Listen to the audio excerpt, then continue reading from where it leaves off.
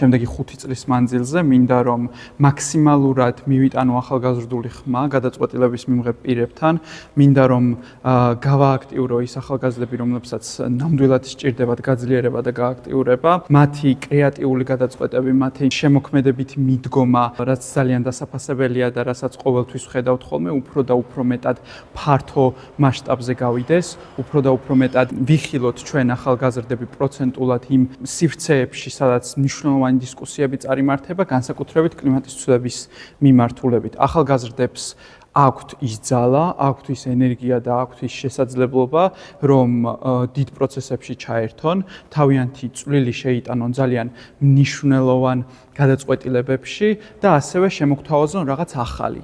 რადგან მათი პირველი ნაბიჯებია ეს და ისინი ფიქრობენ სხვანაირად, ვიდრე დაუშვათ ექსპერტები. ჩემთვის მთავარი არის ხიდის გადება ექსპერტებსა, პროფესიონალებსა და ახალგაზრდებს შორის, დანახვა იმის მათთვის რომ ერთ მიზანს ვემსახურებით, თუმცა შეიძლება გქონდეს სხვადასხვანაირი გზები ამ მიზნის მისაღწევად.